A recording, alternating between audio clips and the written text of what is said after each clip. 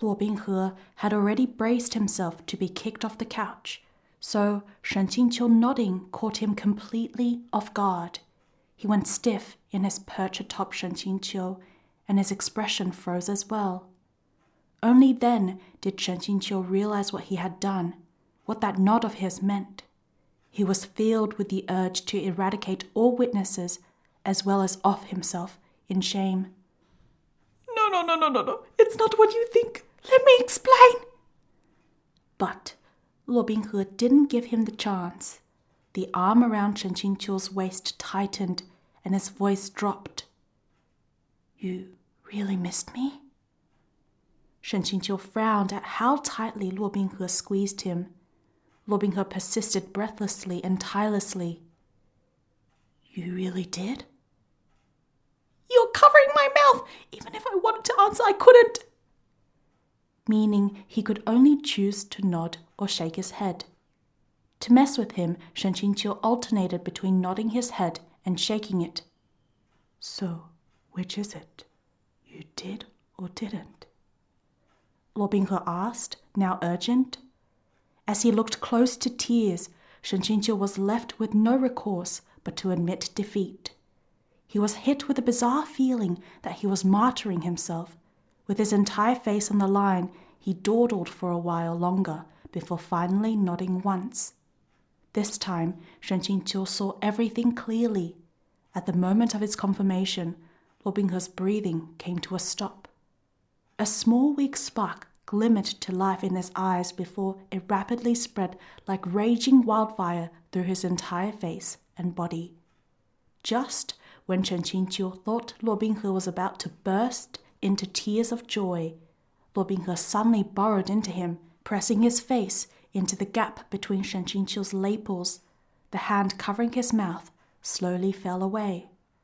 Then he started to drop tiny quick kisses all over the corner of Shen Qingqiu's mouth, not unlike a little chick pecking for grain.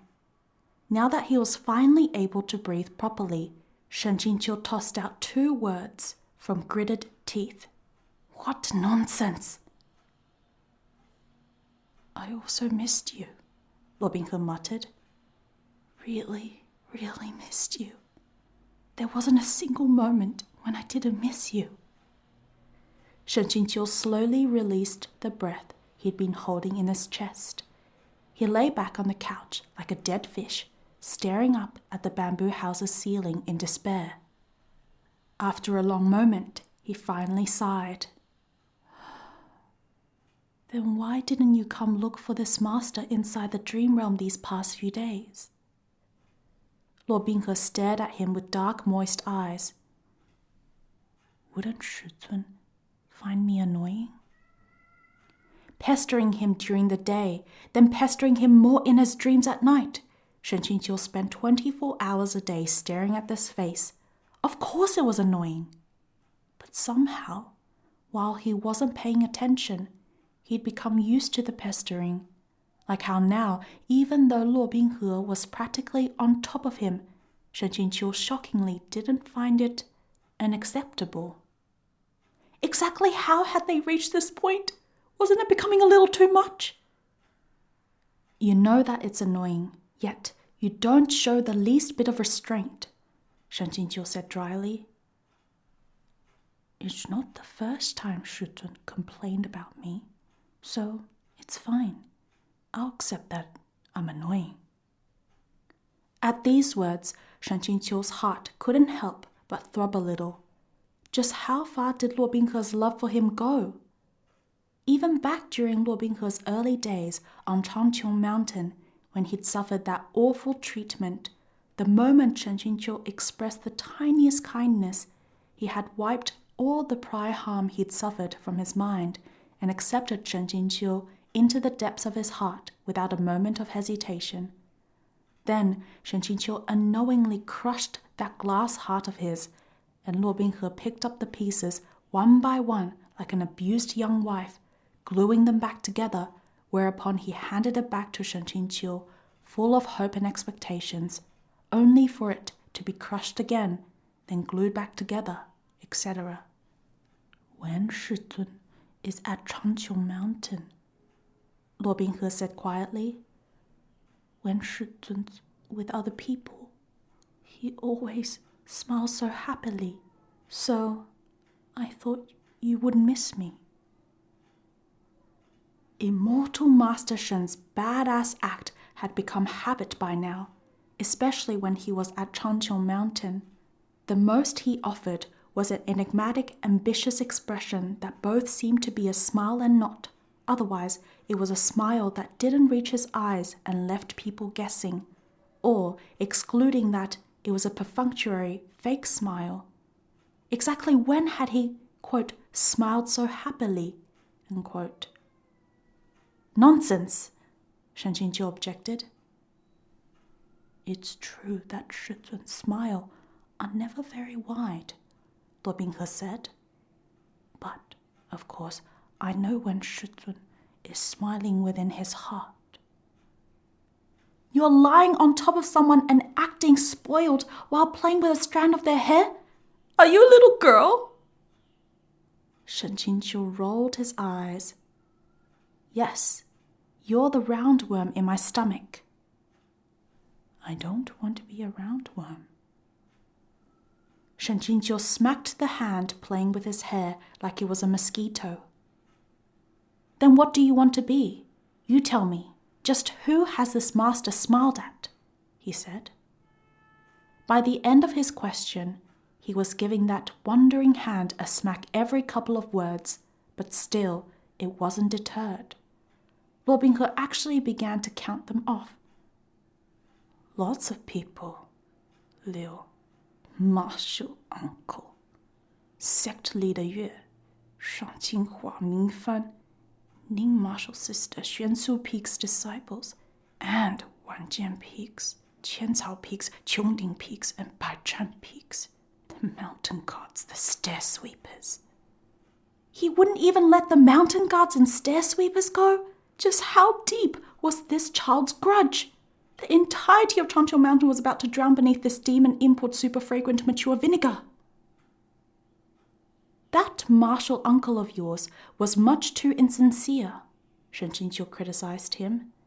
You're not allowed to use that tone again in the future. Well, when he lectures me, he calls me little beast or ingrate, Luo Binghe complained resentfully. He's plenty sincere then. Shen Qingqiu couldn't help but burst into laughter. He picked up the fan next to the couch and rapped Luo Binghe's forehead. Is he wrong? When you have the gall to put your paws on even your Shizun, what could you be if not a little beast? His words came out so smoothly that he didn't realize he hadn't been sufficiently careful with his response. There was a lilt to his words, the tail end lifting together with the corner of his lips, neither light nor heavy. There was even a frivolity to his tone, with no propriety at all. When Luo Binghe looked down at Shen Qingqiu, he took in the sight, feeling like a nameless agitated fire burned within his abdomen and the heart in his chest. He unconsciously moved and slid his thigh between Shen Qingqiu's. Then, fearing that Shen Qingqiu would notice and kick him off the couch, he quickly moved his head over, letting Shen Qingqiu wrap it with his fan to his heart's content. Even if I'm a little beast, I am only Shizun's little beast, and no one else's, so no one else is allowed to call me that. At those words, Shen Qingqiu felt like he'd been force-fed a liter of sour plum soup. The nauseating sappiness was making his hair stand on end, and he almost snapped his fan right in two. He hastily prodded at Luo Binghe's chest, wanting him off. Get up. In order to talk about proper things, first they needed to assume proper seating positions. While they were on top of each other like this, any topic, no matter how proper, would become improper. Luo Binghe was reluctant, but he still pulled himself up to sit on the edge of the couch. After sleeping for 5 days, Shen Qingqiu felt like his waist was about to snap. Thankfully, he could finally straighten it now.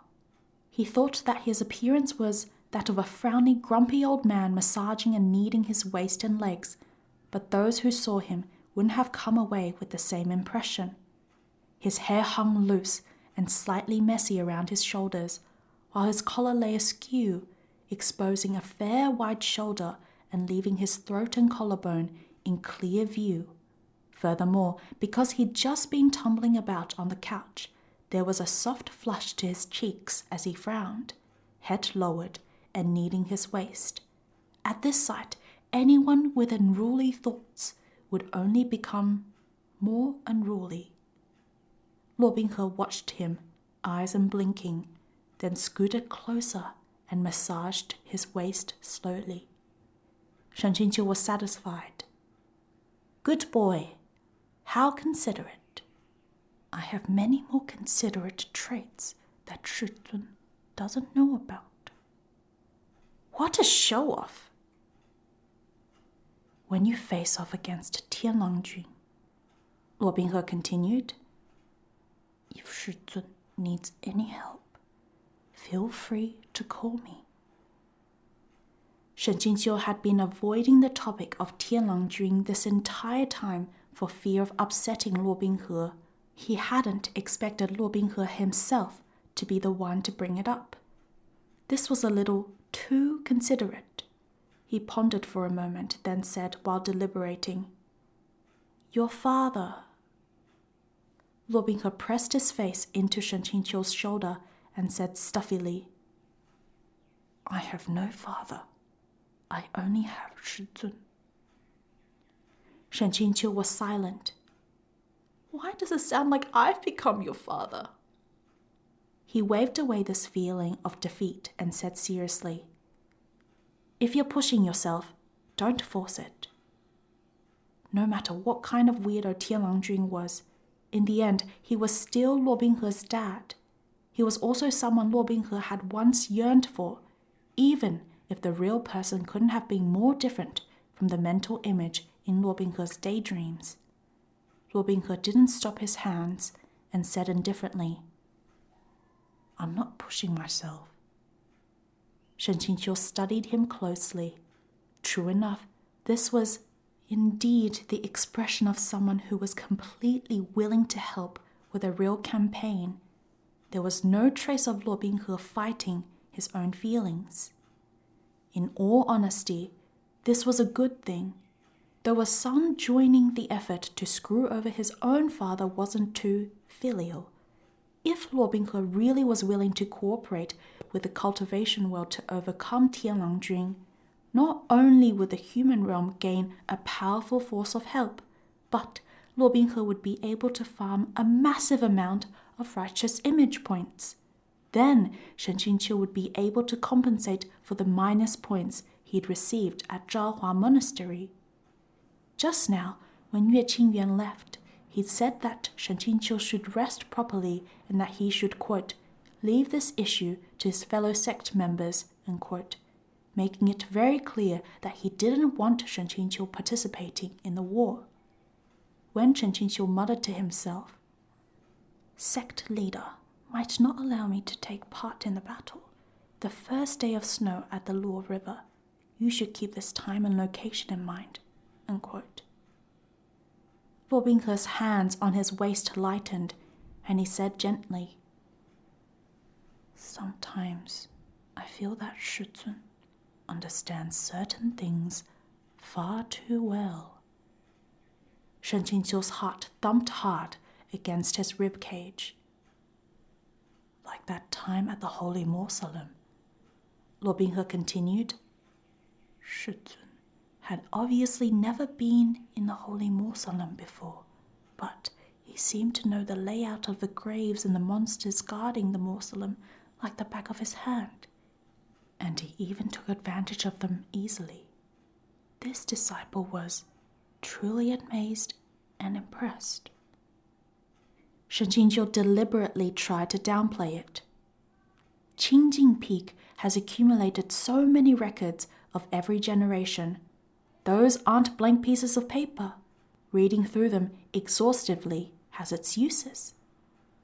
骆宾河 only responded with an, "Oh." Having finished the massage, his hands began to carefully comb Shen Qingqiu's hair, which hung loose down his back. This disciple has done some reading of those records as well, but I didn't see quite that much. As expected, I have a long way to go to reach Shizun. How had he forgotten? 骆宾河 was a grade A student among grade A students to a terrifyingly impossible extent. If 骆宾河 said he'd, quote, done some reading, unquote, that meant he had taken those piles of dusty old books and memorized them to the point that he could recite them from cover to cover. So of course he'd know that there wasn't any such, quote, uses within. This child wasn't Liu Qingge. If Shen Qingqiu didn't want to say something, Liu Qingge wouldn't keep questioning him. 骆宾河, however, would absolutely latch on and ask about something until he hit the heart of the matter. He wasn't that easy to dupe. The gears within Shen Qingqiu's brain turned and turned, trying to think of some means of talking around this. Suddenly, Ning Yingying's voice came from outside the bamboo house. "Shizun, are you awake? May Yingying come in?" "Good girl, what an obedient disciple." "You should leave first," Shen Qingqiu said in a low voice. 骆宾河 's hands paused. "Why do I have to leave and not them?" Ming Fan's voice came as well. "Shizun, several martial uncles have arrived," he said. "Is now a good time for you to get up?" "Why is everyone coming all at once?" Shen Qingqiu leapt off the couch and pushed 骆宾河 to the window. 骆宾河 turned his head while walking to say, "So, Shizun likes to be sneaky about it." Shen Qingqiu again rapped his forehead with the fan. "Just who's the one sneaking around? Whose fault is it?"